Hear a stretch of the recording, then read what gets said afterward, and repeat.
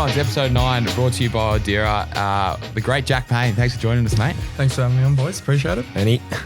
Been good. You've been playing some good footy over the last couple of weeks, mate, and had an awesome contest on the weekends against Charlie Curnow. Do you want to just talk to the fans and let them know how that went down and what was the week like building up to it? Yeah, obviously Charlie's been in great form, and so has Harry Mackay. So Harris and I had a really big job to do on the weekend, and I felt we both did a fantastic job. And obviously the support from the forwards and the mids putting pressure on the ball was, it made it easier for us defenders behind the ball. But yeah, obviously pretty good game by both ourselves. Yeah, what's it like? You know, this bloke, he's kicked 9 goals a week before, and then you get Jed coming up to you going, hey, mate, you're just going to have to go play this bloke. What's that feel like? Yeah, daunting task, but it was one I was really excited for. Yeah. I love to play against the best players, so yeah, it was a great test. Yeah, we'll talk about the game a little bit as well, Huey. I reckon probably one of the best games we've played this year, just in terms of our pressure and contest at the ball, like from the midfield all the way down to the forward line, and then the back line played awesome as well.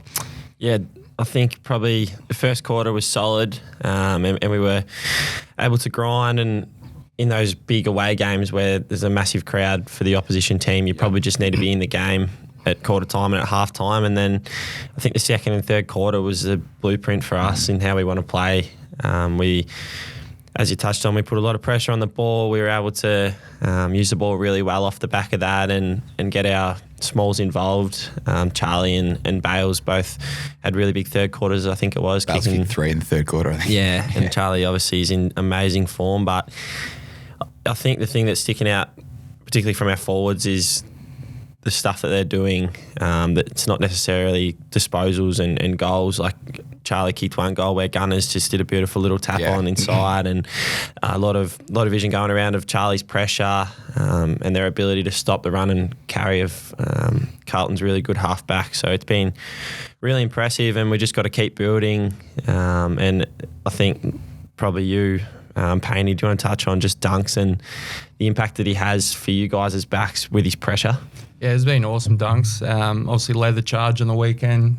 Some of his defensive efforts have been unbelievable, watching him behind the ball. So, he's had a fantastic start to the season, and he's playing some really good footy. I think just the way, he had a bit of a task on Cripps, but just the way he was able to go off and do his own thing as well. Like physical at the contest the whole day. Got a great set of hands, like takes contested marks around the ground. He's been doing it every week. I think he had, what did we see in the newspaper the day after, Huey? How many pressure acts was it? Oh, how many? 32. Like, that's Crazy. Like, we say your involvements on the game. He's had 33 touches and 32 pressure acts. He's nearly had 70 involvements in the game. It's unheard of. So he's done very well. And the big Mitch Robb was there as well. He was in the crowd yapping. And I was on the bench at the end, because I asked you after the game, I was like, was that Robbo talking to you as well? Yeah. And he's like, Rainer, and I couldn't recognise his voice. Yeah. And I was like, I'm going to turn around and you don't. Shut up in a second. And then after the game, we're walking off and we can see him in the crowd, and he's walking down. I think he was sculling a couple of beers on the way down. I just heard someone go, "Oi, Dunks, thanks for the tickets." Our team manager. Possibly our team manager. And Dunks couldn't help but turn around and have a laugh, Nicole, that is. But when you're on the bench, you're in the zone and you don't want to be, you're not making any eye contact with the fans. And at Marvel especially, I don't know about you, but it feels like they're just sitting right on top of you. Yeah, where they interchange benches. Those people there, literally, like, they're right next to you. So you can hear him, and then you see him walking down. He's got the Carlton jumper on underneath the Brisbane one, walking down through the crowd, jumps the fence. Yeah, he wasn't even supposed to be in the Lions rooms, I don't think. He's down there, grabbed Fags. I was like, Fags might smack him in the mouth here. But then he gave out his bloody Mitch Robinson medal as well. But it was good to have him around the club again. Like, he's such good value, and he's crazy, and all the fans love him, don't they? Yeah, 100%. It's good to have the old boys come back in, and he did a lot of good stuff for us. So yeah, hopefully he keeps getting to our games and pumping us up on his vlogs and all sorts of stuff. The VFL boys again, 6-0, which is awesome. Like, great stuff. A bit of a tough game, I think, for them on the weekend. Like, the weather, we saw vision of that game bucketing down rain in the second quarter, and they just keep finding a way to win. Yeah, I actually went out for a look for the second half, and the boys played really well. They wasted a few opportunities in the last little bit there, and but Henry Smith made a comeback and he was awesome. He took a couple of really nice marks. Probably could have had a really, really good game if he had a kick straight, but that's just touch, which he'll get back soon. I thought Dev Robinson's last quarter was amazing. He apparently had 15 touches. So I knew he'd had a few, but yeah, that's huge. And obviously JL and Matho as well. You know, always doing good stuff down there, and it would be quite hard for. You probably haven't done it, either of you two, but playing. JL comes on for a quarter in the AFL, and then the next morning he's got to get up early. Man, we get home at probably, what time do we get back to the hotel? About 12 o'clock. 12 o'clock. So then has to wake up, eat a schnitzel and a few wedges, and then get ready to play another game. Like it is, and then just touching on that VFL as well. Like you can see how well our VFL boys have been doing and how much it's putting pressure on the AFL team. Yep. Two people go out, and I think, you know, in previous years, if we lose Zorks and Richie, it's probably has a lot more of an impact than it did on the weekend. Like Noah and Sharpie come straight in and play their role perfectly, come out and contribute to the game, which is awesome. So, and to all the fans as well, we're sorry that we didn't celebrate Sharpie's goal. We actually did it at the team meeting yesterday to give him a bit of credit. So no one actually knew it was his first goal. So Sharpie as well, if you're listening, we're sorry, mate. But we celebrated it for you. Well, it is hard to remember. Because he's played a fair while ago and he kicked one in the preseason. And we're not going into a game looking around going, who hasn't kicked one yet? Have you kicked one, Payne? Yeah, I've kicked two. Kicked two. Yeah. There you go. Huey, just know your teammate. Dunks is our man. Dunks is next. Dunks hasn't kicked a goal for the club yet, so when he gets fined. Two this week. Yeah, we'll get one this week. Going forward to this week as well, we versus the Bombers. You know, been playing some good footy this year, and we get back to the Gabba, and now we have 2 games at the Gabba in a row, which is going to be awesome for our Brisbane fans. But looking forward, what do we think we have to do to get the game in our terms on the weekend? Yeah, it's probably mostly about us now. We need to just keep getting better at all the things that we've slowly improved throughout the year. Keep working really hard, keep gelling with our new teammates, and hopefully Big Chief and Payne can do another good job again. And it's just been really well-rounded performances. I think that's been the most impressive thing. Everyone's bobbing up and playing their part, and even when we have players out, other guys are coming in and stepping up. So it'll be a bit of fun out there at the Gabba, and apparently it's a salad again, which is pretty awesome. There we go. Payne, did you ever used to come down and watch the footy at the Gabba? You're a Queensland boy. Yeah, I remember I come down with Dad and watched a couple of games. It would have been about 7,000 there. Yeah, it wasn't too big. 5 or 6 years ago. Yeah. Times have changed now, haven't they? We were just saying that the last time we played the Bombers at the Gabba was the COVID game. Do you remember that? Did you play in that game? Yeah. Did you play? Yes, I did. Were 9 changes that game, was it, or more? It was a lot. I mean, we probably had a few with COVID, and then Bez went down with a hammy. And there was 2 blokes dropped in. Priz did a quad, didn't he, or something at training? Yeah. So that'd be good to get that one back. And I think I heard Zork say, he was on the radio, or it might have been TV yesterday, that I think Essendon probably one of the only teams that have beaten us in the Gabba out of the last team to beat us at the Gabba. So it'll be good to get back one on them. And, you know, I'm looking forward to it. They've been playing some good footy, so it'll be really, really good. Should be an exciting match. Everyone needs to get down there and support us. And we'll go again next week against Gold Coast as well. Yes, double at the Gabba. Matty Rao can eat some more grass on TV. But we'll have a quick break. We'll talk some footy after. But Payne, we got some questions for you, mate, and some interesting things to tell us about yourself. So stay tuned. This weekend's main event, the Brisbane Lions v Essendon Bombers. Your Saturday night starts at the Gabba from 6:30 p.m. Tickets are selling fast. Don't miss out. Secure your seats now. Tickets at lions.com.au. Cam, did you know that everyone hears differently? And what your left ear hears will be different to your right? I've actually never really thought about that, to be honest, Hugh. Yep. Well, we all care about our general health as players, but now, thanks to our healthy hearing partner, Adira, we know that hearing is such an important part of our well-being. Since we started using Adira's headphones and personalised them through our app to our individual hearing profile, music just sounds clearer. I definitely don't have to turn it up as loud, which protects my hearing. For our listeners, if you're interested in learning more about Adira, head to adira.com. And if you're a Brisbane Lions member, don't forget to check out your member benefits page to get 20% off. Welcome back to Kick Ons with Cam and Hugh. Payne with us. We're just talking about superstitions and, that video surfaced of Matt Rao eating the grass. Boys, we don't have any superstitions, but there's a couple from the club. What did you say about Dunks before? So Dunks, the socks have the AFL logo on one side of them, and I think most people would probably have them on the outside. Yeah. I usually put them on the outside. I'd never thought about it until Dunk said that he has to have them on the inside. Yeah. But then I started looking and I started realising that there is a logo. And whether we've just been running around with one on the outside, one on the inside, I'm not sure. But is there a couple? Payne, do you know anyone about the superstitions or not really? No, not really. Obviously, like Charlie likes to run out last. Yeah. I think Gunners is similar. Like at the back. With Charlie at the back. Creatures of habit. They're not so much superstitions. I know Harris has to have a packet of Smarties, a little small Before the packet game. before the game, and he walks to Ipswich to get them. You're usually the one that has to go and get it for him when we go get some snacks. Because I remember in that Adelaide game, I think I went to the supermarket and usually get it for him, and they didn't have the little packets, so I got one of the. Didn't you get a block? I got no, like a bag of the family size one or whatever. And I'm like, we'll just share them, Harris, because we watched the footy together. And we know she goes, nah, can't do it. So we had to go for another walk to go and get the packet. I think he likes this fact that you can only have a little handful of them, and then that's it. I feel like this with like food and things like that, like, you know, blokes will usually eat pasta before the game, things like that. Like even like, say for example, I'm usually one to go get Skittles or something like that. That's something you do with a little kid, and it just feel like you follows all the way through. It is good. I remember we played a game in COVID at the Manly at Sydney against Geelong, and we're in the Manly hub, and they didn't have pasta before the game. And I remember guys like Steph Martin and whatnot, they were just not happy. distraught. We ended up going out and getting flogged. I think I hurt myself, and we ended up we've got to talk about that as well. But we ended up blaming the loss on our nutrition. Our dietitian, because there was no pasta. Savvy's just told us as well, there's I'm sure people would have seen it on the Instagram and that, but Motty has a packet of microwavable fried rice before the game. Yeah, and he wanted Jado to bring a microwave to the game.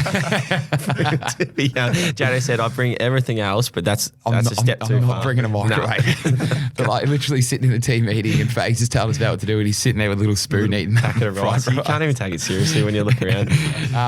Payne, so tell us about this. I'm not sure if many people know this about you, mate, but you've got a massive interest in planes. You have since I've known you for the last 6 years. Love planes. Do you want to give people a bit of an insight and where's that love come from? And there's even a Planey nickname that runs around the club a little bit. Buddy brought that one up again. Yeah, to be honest, mate, I can't really tell you how it all started. I suppose just of a young age, I sort of was drawn to planes and had a really strong interest in them. But it's funny though, like my cousin Brady, he's a pilot for the Royal Flying Doctor Service up in Mount Isa, he's based. My other cousin Brocky just finished his pilot licence down the Gold Coast. And my girlfriend's Ellie is about a year off being a pilot for Jetstar, so it's all happening. It's in the family. Is it? I was going to say, is it something you just always grown up with, or was there something that sparked it, or not really? Yeah, I'm not sure. Have little toy planes when you. I know I used to roll around with little tractors on the out the farm. I got a few photos of like toy planes. Mum and Dad got me as a kid. I've still got them now. Actually, they're quite funny. I'm not going to throw anyone under the bus here, but I do get told that in your spare time there's been times we've gone to the airport and sat under and watched all the planes leave. I have. That is true. And Charlie was probably the one that told me. Where's your spot? Where do you go out of Brisbane? There's a viewing platform just left of the terminal. It's actually quite impressive. So, of a Wednesday morning, I'll go out for about an hour and have a coffee and just sit there, watch the traffic come in and out. Is it true that you'll be out on the oval at the Gabba and you'll look up and go, righto, Boeing 747 off to Paris or something like that? Like you can tell the planes from down here what they are and where they're going. Yeah, a few of the boys love it when we're doing captain zone and a couple of flying over as we're doing it. But good. Our facility wasn't based out at the airport. I think there were talks that was going to happen, so I'd be in real trouble then. What's Paddy doing? Faye's been talking to our mate through the meeting, and Paddy'd be like, "Geez, look at that one! I've got to see that side." Oh, that is gold. So also, you got a plane simulator as well. I do, yeah. It's actually back on the coast. I haven't got it down in Brizzy with me. It's up at your parents, isn't it? Yep. So I haven't jumped on it in a while. So run us through that. How does that work?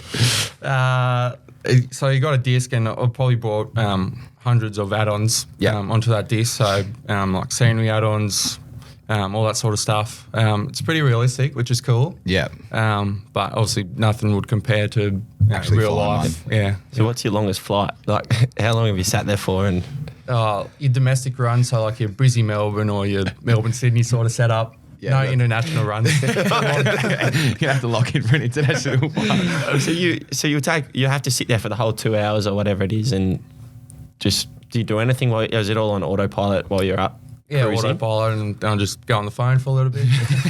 Hopefully that doesn't happen in a real plane. Yeah, right. And then if you can you crash it? You can crash it, yeah. That's obviously not ideal. So you get to the end of a 2 hour flight and then all goes to shit. I Oh, that is gold. Paddy, tell us a bit more of your about your footy. So, come through the academy, drafted by Brisbane, same year as me, which was 2017. Yep. What was your junior football like? Where'd you play? And what was your path to being a Brisbane Lions player? Yeah, well, very thankful for the academy. I reckon if the academy didn't pick me up, I probably wouldn't be where I am today or even played AFL. Yeah. So, yeah, very grateful for the academy. And like most kids, and I'm sure you guys are similar, played a lot of sports growing up. Athletics was probably the big one. Got to achieve a pretty high level with athletics, which is cool and look back on. Yeah. Was that discus, wasn't it? Discus, yeah. How far did you throw it, 20? 64 with 1 kilo. And how old were you then? 7. That is unbelievable. Did you go overseas and compete for, in discus for Australia or anything like that? Yeah.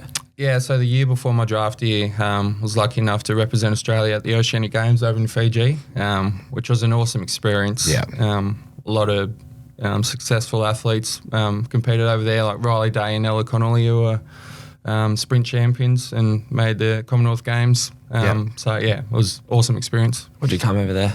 Come second. Second. Jeez, That's impressive. I remember early days. Do you remember I'm going to say about our timelines, Payne? Yeah. When we first used to get to the club, every new player would come into the club and you'd get up in front of the group and do your timeline. And, obviously everyone was a little bit different. Some blokes come with a PowerPoint presentation or have messages on their phone. And Payne got up there and went, yep. So I grew up on the sunny coast and then went discus, did that pretty well. And now I'm here, boys. It's good to be.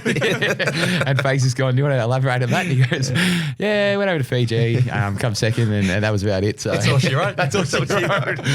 But go back on your footy then, Payne. So, did a bit of work with the club and did you have much work to do with Harris through the academy? Did you do anything like that or not really? Was it more just working your way up to the AFL? Yeah, no, I didn't have too much to do with Harris through the academy. Yeah. Obviously, tracked his progress. Yeah.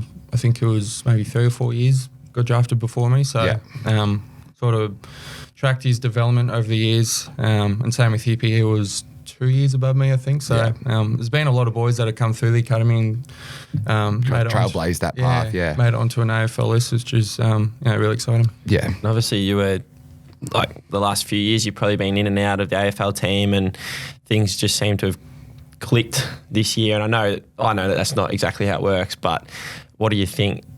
Has there been anything differently that you've done? Why do you think you've been in such strong form throughout the start of the year? Getting my tonsils removed. I was going to say that was a lot. No, I don't know. I don't feel like I've changed too much of my game. I guess the fact that playing consistently every weekend really helps, and self-belief is really strong, I feel. So having the confidence to go out there and perform my role for the team, I feel is really important. And I feel like I've been doing a fairly good job. Keep it going. It's been brilliant. Last one before we got some fan questions, because I know I had to bring this up. I couldn't let you go. The Rabbitohs, mate. Tell us about your Rabbitohs and tell us where the love's come from then. And we went to the Magic Round the weekend and you were analysing the game very, very well. So who's your favourite player and, how long have you been supporting them for? Yeah, I love the Bunnies. Obviously growing up in Queensland, not so much anymore, but around 2010, NRL was really dominant in Queensland, and it's great to see that AFL sort of turn the tables on that. But my old man grew up in southern Sydney, so he's a mad Rabbitoh supporter, and I remember as a kid I was sitting down and watching games with him, and I've followed the Rabbits ever since. And as you touched on, we went and watched Magic Round on the weekend, which was awesome, and we beat Charlie's team, the Storm, which is great to get one back over them because they've beaten us for quite a long time, so it's good to get one back over them. And you let him know about it as well, because if Charlie wins, he'll let you know about it. So I'm proud of you, Paddy. Did you ever play yourself? Never played league, played union for school. But just really enjoy league.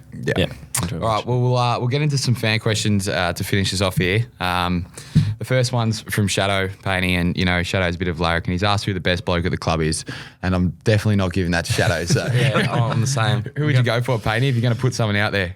There's a lot of ripping boys at the club, but hard to go past Big O. Yes, that's good. He's our favourite. He's everyone's favourite. We've kind of touched on this before, but do you have any pre-game rituals, or is there anything that you do, or are you pretty straightforward? Just goes on a 2-hour flight. Don't put the flights in. Nah, I'm pretty good. I just usually like to go for a walk and grab a coffee the morning of a game. Yeah. Just keep it pretty low key. I don't really have any superstitions. What about you, Hugh? You're pretty chill game day, aren't you? Yeah, we'll go for a coffee and probably a Morning. brekkie at little Genovese. Yeah, We'll give them a shout out in Cooperoo. They're usually our spot for Sunday morning. So, besides that, though, we're pretty good. Some of these questions have been answered already, but that's all right. We'll go and throw this one up. Payne, is it true that you benched 100 kilos at the age of 10? I don't think so, was it? Nah, definitely not. There's a few boys that are lifting big tin around the club, like Matho and Cream, Harrow, Spess when he was around. Something that is Steph true, Martin as though. well. Something that is true is that when Payne first got to the club, I remember this. What were you putting on your chin-ups when you first got here when you were 18? That was some heavy weight. Was that 40 kilos when you were 18? As in strapped to. Strapped to his waist on the chin-ups. Maybe for one rep. Too modest. Don't sell yourself short. Too modest. Does it get... This is funny. It's because we used to also have a player at the Brisbane Lions called Jackson Payne. It said, does it get annoying being called Jackson Payne by the AFL commentators? Yeah, it's still going at the moment. Yeah, Surely we can turn that around. yeah, hopefully. I reckon I just missed Jackson, so he unfortunately got delisted as I arrived. So, Yeah. The year before, the Jackson Payne gone out and Jack Payne come in. It's confusing. Last question. Would you rather have an elephant-sized dog or a dog-sized elephant? You just talked about you're going to get a pet soon. So if you had to pick one out of them, Payne, what would you go for? uh, I can't wrap. Too early for that sort of question. No, it's early in the morning. Huey, what do you go? Elephant-sized dog or a dog-sized elephant? Dog-sized elephant Yeah. would be pretty funny. I think so. That's you'd probably have to go that one, wouldn't you? well, I've got Obi, so he's pretty close to that anyway. No, that's all we got time for this morning. We got out and get our training underway today and work through for our game this week for Essendon. So thanks for joining us, Payne. Thanks for coming on, mate. Appreciate it. And thanks for listening, guys. We'll see you next week.